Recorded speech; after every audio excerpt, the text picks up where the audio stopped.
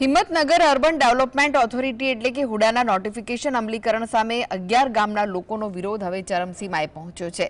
હુડાના notification બાદ 40% જમીન કપાતમાં જવાની દહેશતના પગલે ખેડૂતોમાં ભારે આક્રોશ છે।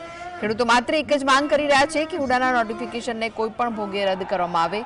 હિંમતનગર શહેરમાં 11 ગામના હજારો લોકોએ વિશાળ કેન્ડલ માર્ચ યોજીને સરકાર સામે વિરોધ નોંધાવ્યો।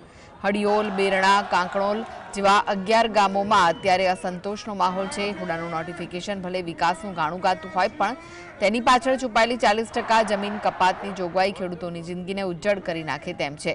રોજે રોજ નવા કાર્યક્રમો આપીને આ 11 ગામના લોકોએ હિંમતનગરમાં આંદોલનની એક નવી જ મિસાલ કાયમ કરી છે। આ વિરોધ હવે માત્ર ગામની સીમા પૂરતો સીમિત નથી રહ્યો પરંતુ શહેરના રાજમાર્ગો પર પણ ઉતરી આવ્યો છે। 11 ગામના હજારો ખેડૂતો અને ખેડૂત પુત્રો તથા તમામ લોકો ઘર-બાર બંધ કરીને આજે આ કેન્ડલ માર્ચમાં જોડાયા છે। સરકારશ્રીને અમારી વિનંતી છે કે ખેડૂતોની આ બરબાદી થતી રોકો।